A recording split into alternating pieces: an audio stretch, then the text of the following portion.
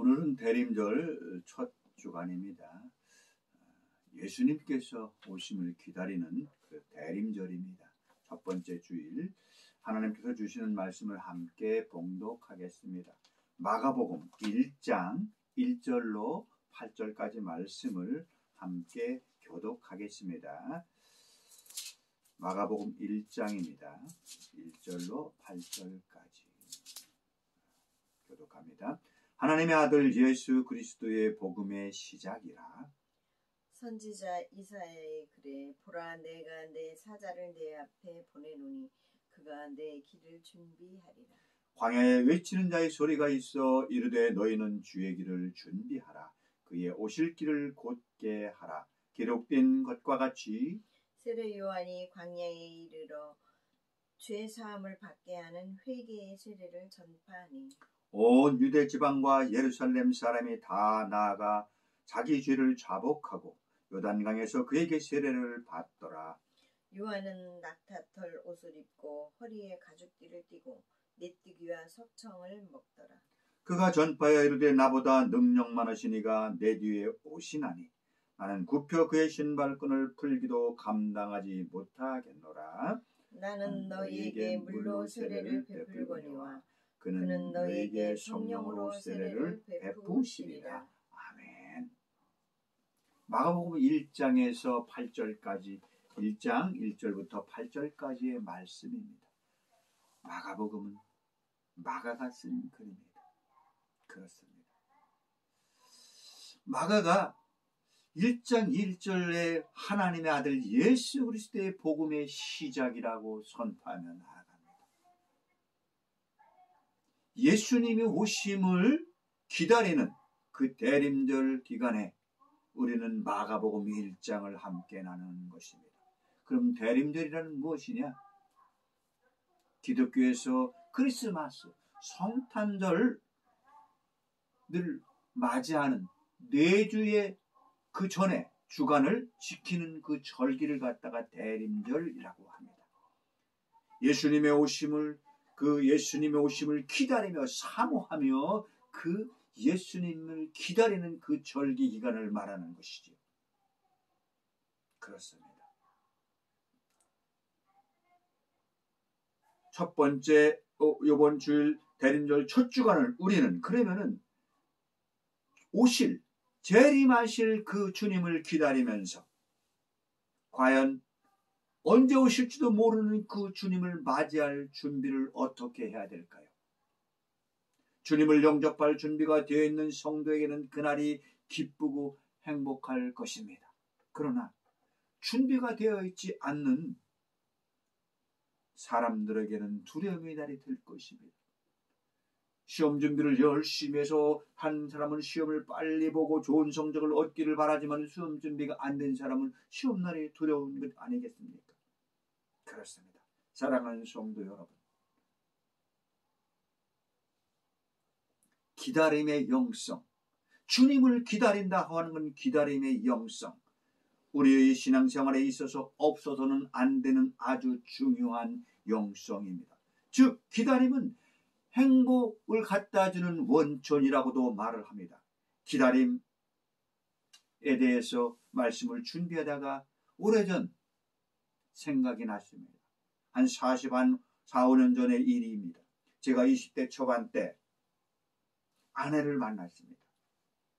저는 해양대학을 다니다가 여러 가지 그 적성과 여건 때문에 도중하차하고 군대 가기 바로 직전이었습니다. 그 당시에 아내는 20대 초반이었고 저도 20대 초반의 청년이었습니다.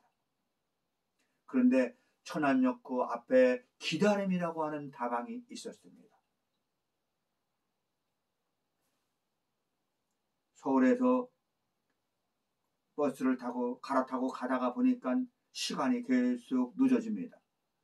너무 늦어서 기다릴까 망설이고 갔지만은 그래도 기다려준 아내 있었기 때문에 오늘날 이렇게 부부로서 살아갈 수 있지 않나 생각을 해봅니다. 아주 오래전 이야기입니다. 기다린다는 것. 그것은 어떻게 보면은 주님을 기다리는 그런 영성과 연결되지 않나 생각을 해보는 시간입니다.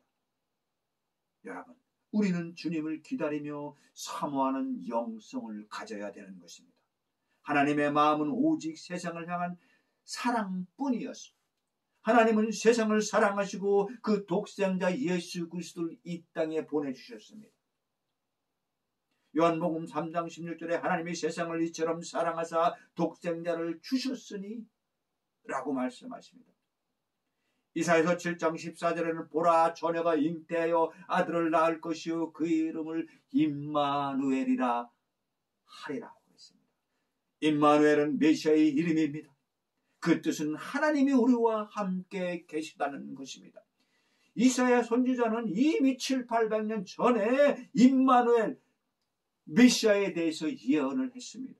그리고 700년 후에 지금으로부터 2000년 전에 예수님은 그 이스라엘 유대 땅에 오신 것입니다. 하나님이 이스라엘 백성에게 이 약속을 선물로 주셨던 것입니다. 당시 그들은 로마의 폭정의 억압을 받으면서 살아가는 백성들이었습니다. 그런데 이런 약속은 복음이었다는 것이죠. 우리는 일제 36년을 살았습니까? 얼마나 혹독한 삶을 살았습니까? 그런데 복음이었다는 것이죠. 이스라엘 백성들은 벌써 한 500년 이상 600~700년 가까이 그 로마에, 또 그전에는 그 페르시아에, 또 바벨론에 이렇게 그 어려운 시대를 겪어가면서 살고 있는 이스라엘 유대 민족들에게 메시아가 온다는 것은 복음이었던 것입니다. 그리고 그 복음을 기다리는 영성을 가지고 있었다는 것이죠. 오늘 우리에게는 그 기다림의 영성이 필요합니다. 주님이 다시 오시면 모든 고난은 끝이 나는 것입니다. 주님을 기다리는 성도는 기도하는 생활과 현실의 삶에서 절제가 있어야 되는 것입니다. 주님을 간절히 기다리며 내 삶의 자리에서 주님을 모실 마음의 준비를 해야 된다는 것입니다. 본문은 세례요한처럼 주님이 오실 길을 만드는 복음의 길잡이가 되라고 우리에게 권면하고 있습니다. 그렇다면 오늘 본문을 통해서 우리에게 주시는 영적인 교훈이 무엇인가를 함께 살펴보겠습니다. 첫 번째로 주님의 길을 펴게 하신 사랑의 하나님이라는 것입니다. 보라 내가 내 사자를 내 앞에 보내노니 그가 내 길을 준비하리라 했습니다. 이스라엘 민족들에게 하나님의 참다운 선지자가 끊어진 세월이 무려 400년이 지났습니다. 구약의 말라기 선지자를 끝으로 그들은 선지자가 없는 하나님의 백성이라고 하지만 하나님의 말씀을 가르치고 선포해주는 선지자 없이 400년 이상을 그들은 혹독한 로마와 그런 폭정 속에서 힘들어했던 그런 민족들입니다. 나라는 이 로마의 통치에 있고 이스라엘은 쇠퇴해 갔습니다. 상위층 관리자들은 타락하고 부정부패를 일삼고 나라는 혼란에 빠진 상태였습니다. 강대교의 수탈은 너무도 잔혹하고 심했고 그래서 그 민생들은 비참한 삶을 살아가고 있었습니다. 이스라엘의 종교, 하나님을 믿는 그 종교도 타락했습니다. 제사장들은 개인의 안일과 쾌락에만 전념하는 상태였습니다. 중간에 마카비 혁명이라고 해서 마카비라고 하는 그래도 하나님을 잘 섬기는 사람이 나타났으나 그 왕국은 오래가지 못하고 결국에는 로마의 한가에다가 무참히 예루살렘은 BC 586년에 무너지고 맙니다. 말라기 선지자는 예언했습니다. 그리고 그 예언자는 더 이상 나타나지를 않았습니다. 그렇게 암울한 시대에 보라 내가 내 사자를 내 앞에 보내노니 그가 내 길을 예비하리라. 광야에 외치는 자의 소리가 있어 이르되 너희는 주의 일을 준비하라. 말라기 3장 1절에 그 예언을 끝으로 그들은 선지자를 만날 수가 없었던 것입니다. 광야에 외치는 자의 소리가 있어 이르되 너희는 주의 길을 준비하라. 이사야 선지자가 예언했던 그 말씀을 믿고 그들은 메시아가 오실 거야, 메시아가 오실 거야 기다리고 있었던 것입니다. 오늘 본문 2절 3절의 그 말씀입니다. 광야에 외치는 자의 소리가 있어 이르되 너희는 주의 길을 준비하라. 그의 오실 길을 곧게 하라고 말씀하고 있습니다. 그렇습니다. 이사야 선지자가 오래전에 또 말라기 선지자를 통해서 오랜 수백 년 전에 예언했던 그 말씀이 오늘 마가복음 2장 3절에 기록하고 있다는 것입니다. 세례 요한이 그 이사야서를 말라기에 나왔던 그 예언을 지금 말씀하고 있는 것입니다. 우리는 주님을 맞이할 마음의 준비를 하고 있습니까? 오늘 본문은 물어보고 있는 것입니다. 두 번째로 회개를 선포하게 하시는 사랑의 하나님이었습니다.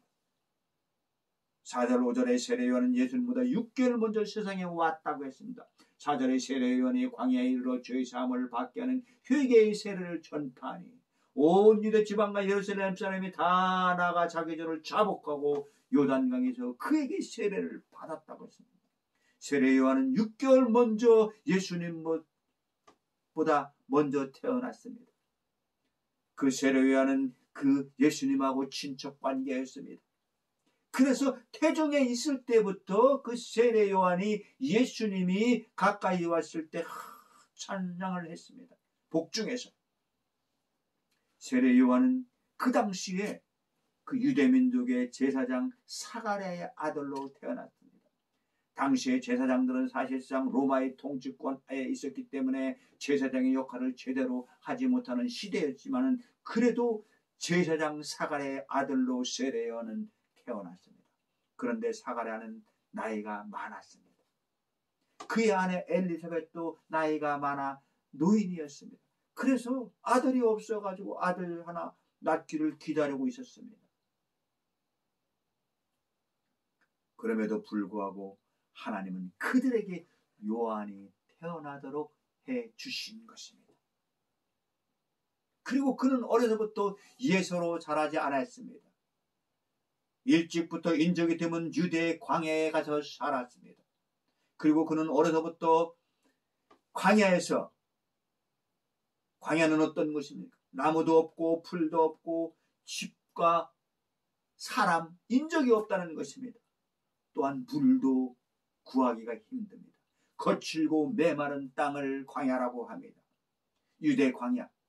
저는 신대원 다닐 때 늦게 신학을 했기 때문에 성지순례를 가서 유대 광야를 가봤습니다. 풀 한 폭이 없는 황량한 언덕과 깎아지르는 그런 계곡이 함께 존재하는 그런 광야입니다. 그곳에서 세례 요한은 있었다는 것입니다.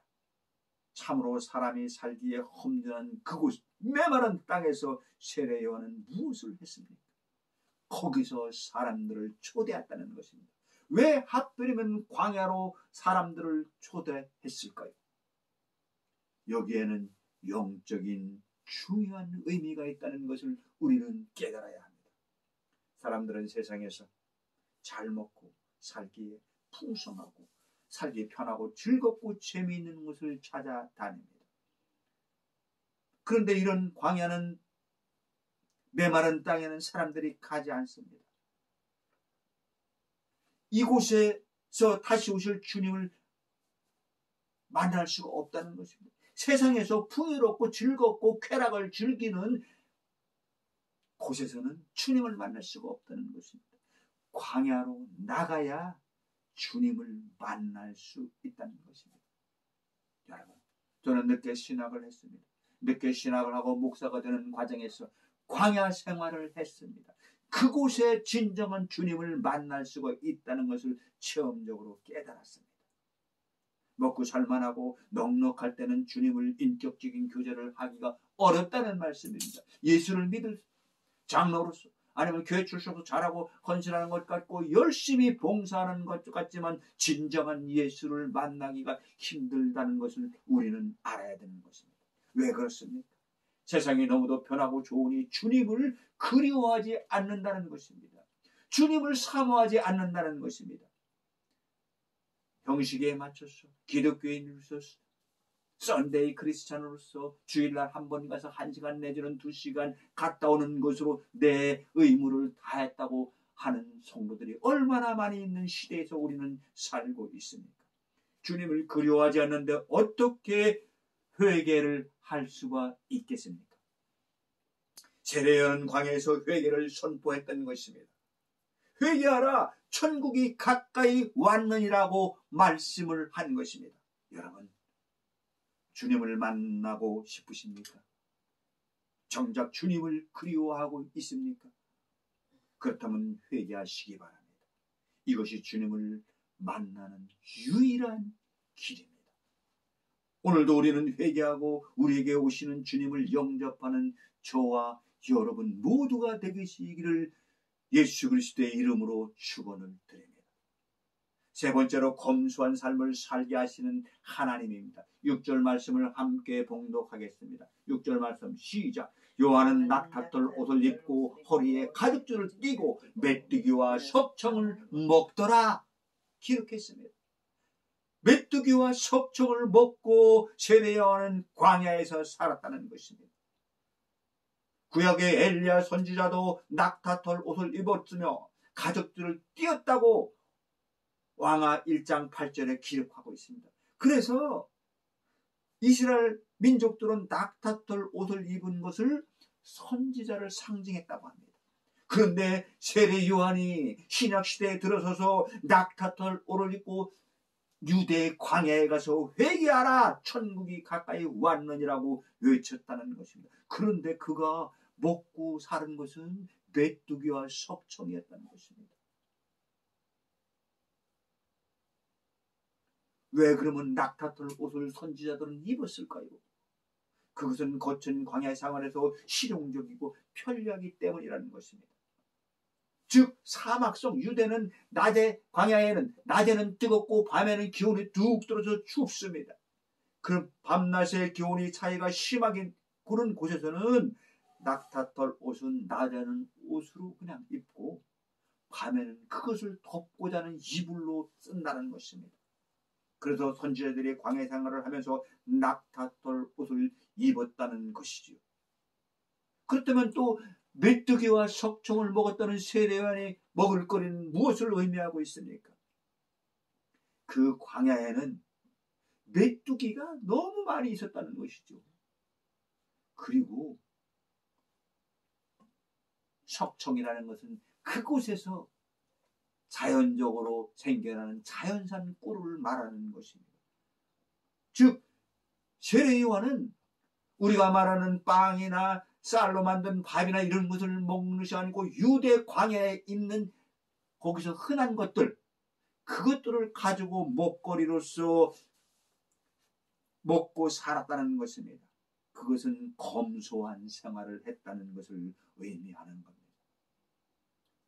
세례 요한은 광야에서 음식으로 먹을 수 있는 것은 가리지 않고 무엇이나 먹으면서 검소한 생활을 한 것입니다. 여러분, 주님을 기다리는 성도는 이 세상에서 검소한 생활을 해야 한다는 것을 기억하시기 바랍니다. 마지막으로 네 번째, 겸손함을 보이게 하신 하나님이었습니다. 7절 8절 함께 봉독하겠습니다. 그가 전파하여 이르되 나보다 능력 많으신 이가 내 뒤에 오시나니 나는 굽혀 그의 신발끈을 풀기도 감당하지 못하겠노라. 나는 너에게 물로 세례를 베풀거니와 그는 너에게 성령으로 세례를 베푸시리라 라고 기록하고 있습니다. 그렇습니다. 세례 요한은 메시아가 오시는 때를 알고 있었습니다. 그는 전파하며 이르되 나보다 능력 많으신 이가 내 뒤에 오신다. 그분을 신발끈도 내가 풀을 수 없는 그런 연약한 존재라는 것을 세례 요한은 말하고 있습니다. 그 당대에 보면은 400년 만에 나타난 이스라엘 백성들을 구원할 선지자라고 칭송을 받았던 세례 요한이지만은 그는 주님 앞에서 아주 겸손한 자였습니다. 나는 너에게 물로 세례를 준다고 했습니다. 회개하라 천국이 가까이 왔느니라. 많은 사람들이 요단강에 와서 세례 요한에게 세례를 받았습니다. 그런데 그는 말한 것입니다. 나는 물로써 세례를 주지만 그분은 너희에게 성령으로 세례를 줄 것을 선포했던 것입니다. 여러분, 세례 요한은 메시아이신 예수 그리스도가 오시는 길목에서 주님의 오심을 준비하였고 그는 선포하며 외쳤던 것입니다. 세례 요한은 예수님보다 먼저 와서 주님이 오시는 것을 예비했던 종입니다. 그는 예수님과 자신을 분별할 줄 알았습니다. 그는 쇠하여야 하고 예수님 흥해야 한다고 증언했습니다. 세례 요한은 진실로 겸손한 종이었습니다. 여러분, 신부를 취하는 신랑이나 서서 신랑의 음성을 듣는 친구가 기뻐하나니 나는 이러한 기쁨이 충만하였노라. 그는 흥하여야 하겠고 나는 쉬어야 하리라 하나니. 요한복음 3장 29절 39절 말씀입니다. 신랑 되신 예수님의 음성을 듣고 하나님의 말씀을 증거하며 충만한 기쁨을 누리는 세례 요한의 증언입니다. 결혼식장이 있었습니다. 주인공은 신랑입니다.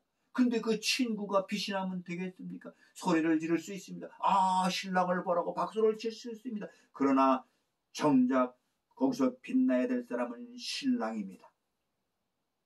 그렇게 세례 요한은 겸손한 종으로서 주님을 맞이했다는 것입니다. 세례 요한은 순교하는 순간까지 겸손하게 예수님을 높여드리고 그의 신앙을 지키며 배신하지 않은 선지자였습니다. 사랑하는 성도 여러분, 우리는 오늘 본문을 통해서 세례 요한과 같은 신앙을 지키며 살게 되기를 원합니다. 주님은 겸손한 자를 찾으시고 그런 성도에게 사명을 감당하도록 은혜를 베풀어 주십니다. 주님의 대림의 때가 가까운 이 혼란한 시대에 우리는 살고 있습니다. 예배를 드리기가 힘들고 공적인 예배에 감시자들이 많아지고 비대면이라고 하는 그 예배 속에서 진정한 예배를 드리기가 어려운 시대에 살고 있는 우리에게, 전도하기도 복음을 전하기도 어려운 이 시대에 살고 있는 우리에게 우리는 깨달아야 될 바가 있습니다. 하나님과 사람 앞에서 내 자신을 내려놓고 겸손한 자로서 주의 길을 예비해야 되는 것입니다. 주님의 오실 길을 준비하는 세례 요한과 같이 다시 오실 그 주님을 사모하고 기다리며 충성된 복음의 길잡이가 되어야 하는 것입니다. 기도하겠습니다. 사랑의 하나님, 감사합니다. 복음을 전하는 복음의 길잡이로서 세례 요한과 같은 다시 오실 주님의 길을 예비하는 우리 모두가 되기를 원합니다. 성령의 충만함으로 우리를 인도해 주시고 기름 부어 주시사 담대하게 복음을 전하며 주님을 오실 길을 예비하는 우리가 되게 하여 주옵소서. 감사드리며 예수님 이름으로 기도하옵나이다.